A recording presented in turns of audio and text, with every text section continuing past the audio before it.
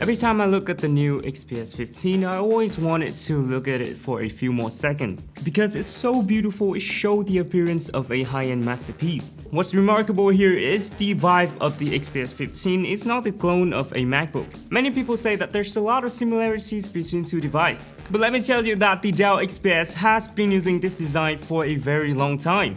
And looking at the edges of this machine, its sleek and sophisticated forms is very much Dell XPS and has its own style. However, being beautiful alone is not sufficient for a product with a price tag that goes up to $1,300. I also have a higher end version with the i9 CPU, RTX 4060 graphic cards, and a 3.5K OLED screen priced at $2,800. I think with this price tag, Dell has to do better. Okay, I would talk about the display first because it's the most amazing thing about the Dell XPS lineup. It's wonderful in the way that it combines the design language, making the laptop look so sleek, and the display quality is also excellent. Both panel options have a high color coverage, and the color appear vibrant and vivid. However, there's something kinda strange here. I prefer using the Full HD Plus IPS version instead of the 3.5K OLED version. It might sound strange, but there's two reasons for that. Firstly, this is also a very premium panels. It looks better than any Full HD IPS panel I have ever experienced. So at a glance, I believe that many people wouldn't be able to recognize whether it's Full HD Plus resolutions or some 2K panel. Not because it's sharper or anything, it's still Full HD. But every remaining aspect of it, like contrast, brightness, and color accuracies, performs better than any Full HD IPS panel. However, it's very eye-pleasing. It exceeds the standard of mid-range display. The second reason that I'm not satisfied with the 3.5K OLED version is because its screen panel isn't optimized quite well, causing it to have a slight, very subtle graininess. It's somehow not clear as other high-resolution display. However, in fact, when you look at the detail on the screen closely, everything is still sharp. But due to this weird texture from the panel, it looks slightly awkward and not satisfying. I've seen these issues in many other products before, but unfortunately, it's kinda disappointing to see these issues happen to be in a high-end device like this. And by the way, the brightness level of the OLED version is not as bright as the standard version. Don't get me wrong, it's still bright, and overall it's a high-quality display. But considering the price going up to nearly $3,000, and Dell hasn't optimally addressed its crucial detail for multimedia enthusiasts, it's clear that it's a warning sign for a product line that once considered the most premium 15-inch laptop in the world. Also, given the standard panel is already quite good, I think investing extra money for a 3.5K version with a slightly imperfect quality doesn't seem worth it for me. Okay, so those are the things I want to talk about the display. In fact, the message throughout today's video that I know the Dell XPS is still a premium laptop, and the user experience is very enjoyable. However, due to the high expectations of a world-class 15-inch laptop, people might find it have some silly issues that shouldn't be a thing. For example, let's talk about the audio sections. I must admit that the sound system of the Dell XPS 15 is very good.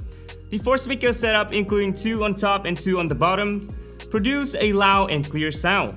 And there were times when I took it to the cafe for work, and the deep basses combined the rich detail impressed me a lot. I could hear everything clearly around 50% volume, and if you keep increasing the volume, you still maintain the clarities and the loudness. However, it has a very silly issues that when you're using the volume somewhere around 60% to 70%, the keyboard decks start to vibrate, and which is very annoying.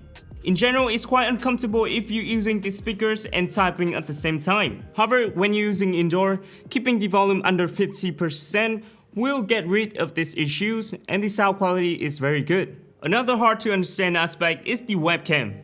With a laptop like this, it's hard to understand how Dell decided to include a 1 megapixel 720p resolution webcam. It's just disappointing.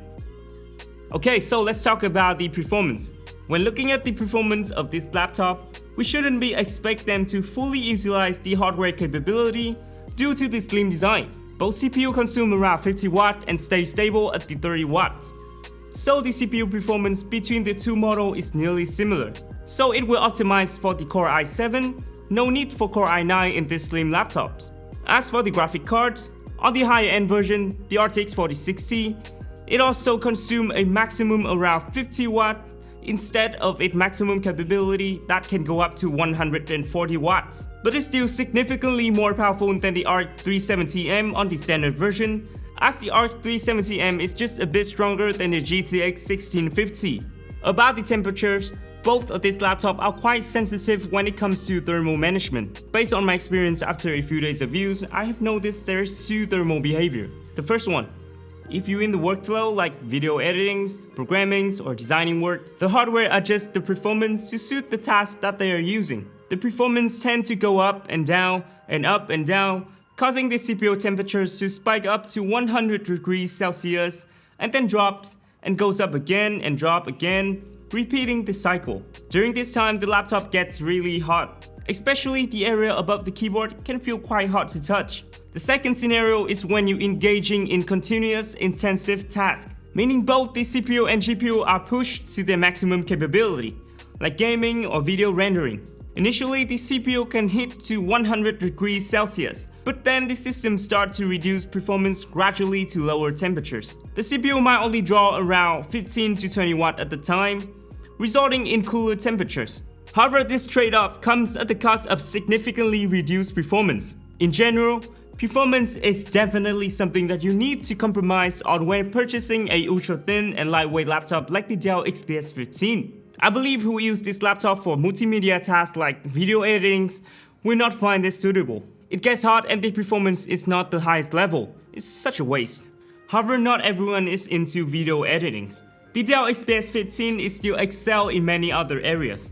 It's great for technical professionals, designers, coders, or simply who require efficient multitasking. Ideally, the product like the Dell XPS 15 should use the AMD CPUs. They consume less power in normal tasks and offer a better performance when operating at the lower power, somewhere around 15 to 30 watts. It would be a great fit for a laptop like this, but right now Intel is in every Dell product. And overall, I think Dell should aim to create a better laptops. It should have a higher performance and cooler temperatures, otherwise they have to accept to sell at the lower price.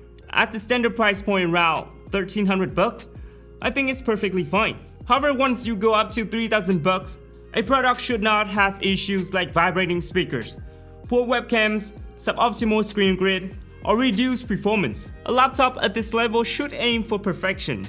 About the battery life, it solidified my perspective that the standard version is more worth considering. It has an impressive battery life for Windows laptops, reaching up to 7 hours of mixed tasks. While it's not as much as a MacBook, it's still sufficient for me to carry around without the charger. The office work experience is also very pleasant, with the fan is being almost completely silenced. This makes me believe that every office worker should optimize for a standard version. On the other hand, the high-end version only managed to stay up for 4 hours, which is very bad. In terms of design, it's truly a standout features. Very rare laptop can do this. Only MacBook and Razer with compatible craftsmanships. Each detail appears delicate and fragile at the first glance, but when you touch it, it feels solid and sturdy. The keyboard deck has also been optimized.